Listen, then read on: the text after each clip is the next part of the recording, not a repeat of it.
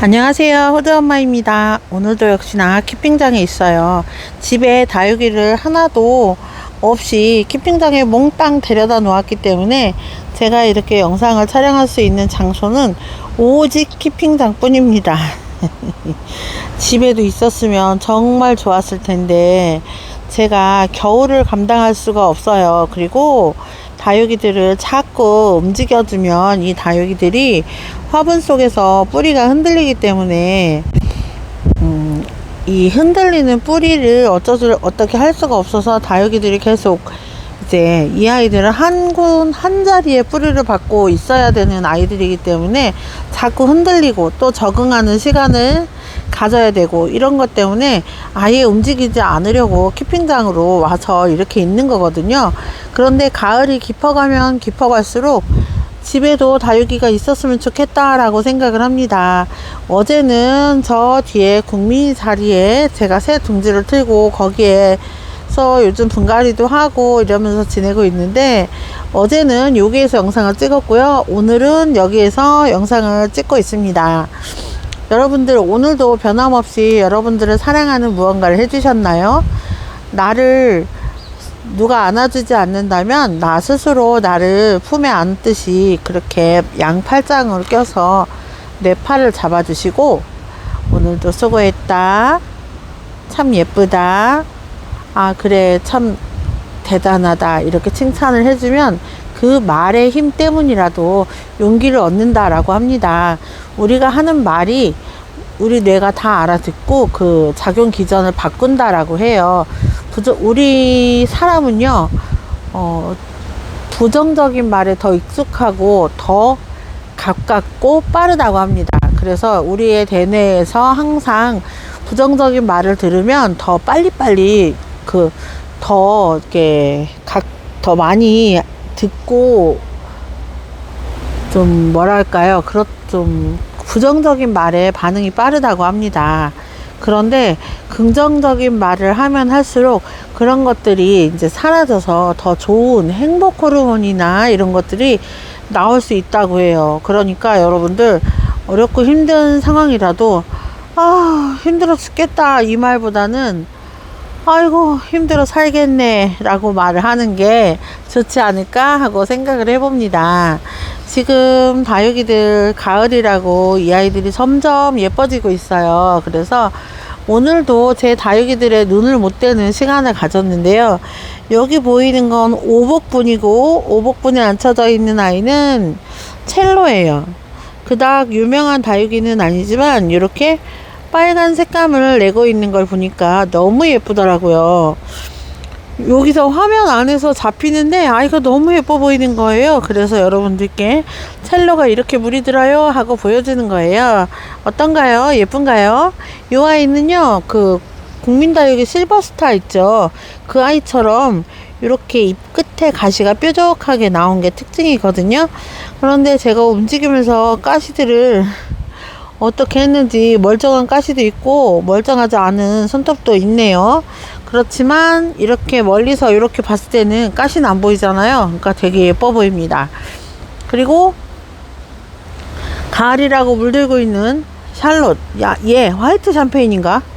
제가 또 이름표를 뒤로 해놓고 또 이름을 모르죠.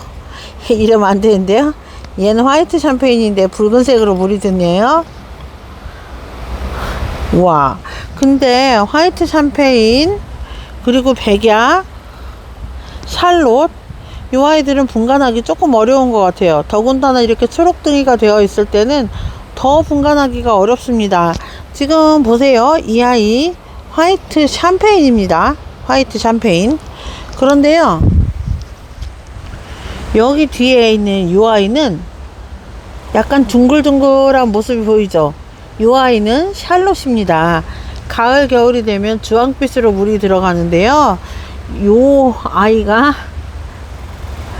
조금 더 어렸으면 이 화이트 샴페인처럼 그런 모습이었지 않을까 싶을 정도로 모습이 되게 비슷합니다. 그리고 에보니들도 되게 비슷해요. 이 아이는 에보니 슈퍼클론이고 보통의 경우 제가 이사하면서 이름표를 잊어버렸는데 이 아이도 에보니 같죠? 어느 정도는 이제 다육이를 키운 연차가 되면 아 얘는 누구겠구나, 얘는 엄마가 누구일 것 같아 라는 느낌이 딱 올 때가 있거든요. 아 샬롯 여기 또 있다. 얘가 샬롯이에요. 근데 샴페인하고 닮은 것 같습니다. 그리고 오늘 여러분들께 또 드려야 할 이야기 중에 하나가, 여러분들 깍지 조심하세요. 지금 분갈이를 하다 보니까 여름 내내 몰랐던 깍지가 하나씩 둘씩 이렇게 나오는데요. 뿌리 깍지가 있어요. 근데 뿌리 깍지랑 흰 곰팡이랑 구별이 안 될 때가 있거든요.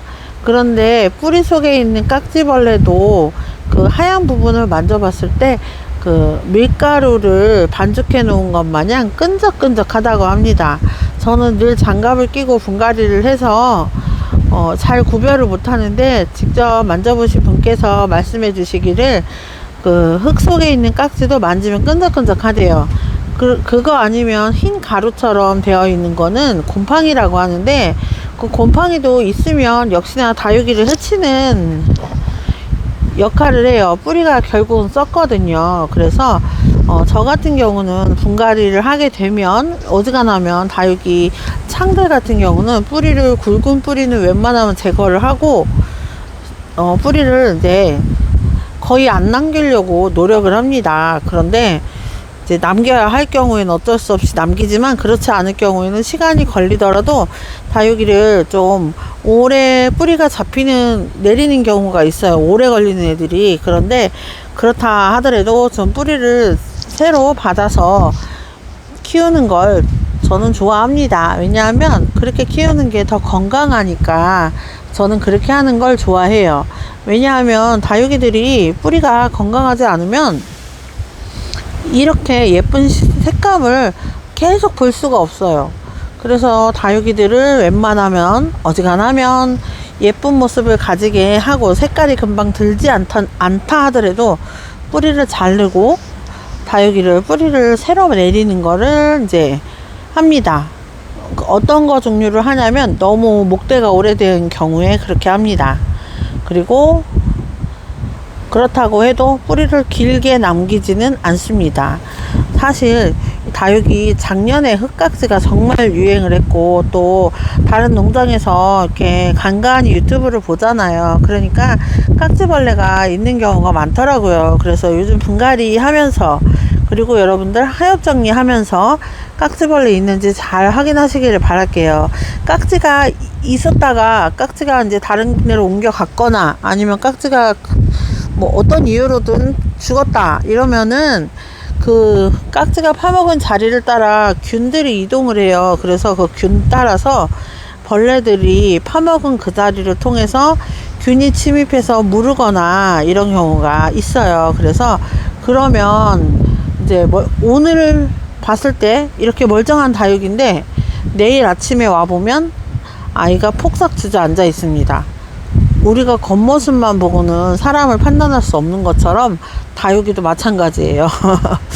분명히 어제까진 예뻤는데 오늘 아침에 무릇잎이 한 10장은 나오는 거예요. 그러면 멘붕이죠. 뭐 하나만 그러면 상관없어요. 근데 뭐 10개 20개 이러면 정말 내가 뭘 잘못했을까부터 생각해서 뭐 엄청난 자괴감 같은 게 들거든요. 그런데 다육이들도 사람하고 똑같아요. 사람도 늘 관심을 써주고, 그 사람을 이렇게 아껴주고, 또 그 사람을 위해줘야 그 사람이 나에게 좋은 사람이 되는 것처럼, 다육이도 내가 계속 관리를 하고 이 아이들을 예쁘게 하기 위해 노력을 해줘야 이 아이들이 예쁜 모습을 보여주는 거거든요. 그리고 지금 당장 예쁘다고 괜찮구나 하고 지나갔을 그 당시에, 그 후에 사람들도 마음의 병이 있으면 겉으로는 괜찮아 보이는데 며칠 지나고 몇 년 지나고 보면 그 사람이 아팠던 경우가 있잖아요. 마음이 힘든 경우도 있고. 그런 것처럼 다육이들도 그 속이 골아 있는 경우가 있어요. 그래서 그 고른 속을 우리가 알기 위해서는, 이 아이들은 가만히 있는 아이들인데 어쩌겠어요. 저희가 움직여야지. 뿌리를 파서 확인해 보는 수밖에 없습니다. 그 과정이 귀찮을 수도 있고 또 힘들 수도 있어요. 하지만 그렇게 해주었을 때 이 다육이들이 점점 예뻐지는 걸 보면 또 나중에 이 아이들은 그걸로 보답을 하니까 충분히 가치 있는 일이라고 생각이 됩니다. 여기 빨갛게 점점 변하는 요 아이 누브라입니다. 국민창이죠. 누브라 군생이라 처음에 이 아이 깍지 있어가지고 깍지물에 퐁당 담갔다가 심어 주었는데 지금 건강한 모습을 볼 수 있어요. 점점 물이 들 거예요. 누브라가 원래 빨간색인 건 아시죠? 빨간색으로 물이 들어갈 겁니다. 로또 군생, 이 아이 자구가 너무 많아서 큰일이에요. 이 아가 자구가 너무너무 많아요, 이 속에. 그래서 통풍을 위해서라도 아가 자구를 커팅을 해야 되는데 지금 위에 엄마들 모주들이 예쁘게 물이 들어가는 게 보이죠? 이 아이들도 물이 들어가는 게 보이고, 또 주피터, 얘가 모주예요. 중간잎이 자꾸 하얗게지길래 잘랐던 아이인데 모주로 잘랐어도 이렇게 대품이고요. 뒤에 자구가 어마어마하게 나오는 모습인데 가까이 가서 보니까 또 자구가 새록새록 나오는 게 눈에 보이더라고요. 그래서 이 아이는 여기서 키우지 말고 다 커팅을 한 다음에 새롭게 이제 대품 환엽으로 키워야 될 것 같습니다. 이러다가 삽목판이 너무 많아질까봐 걱정이 됩니다.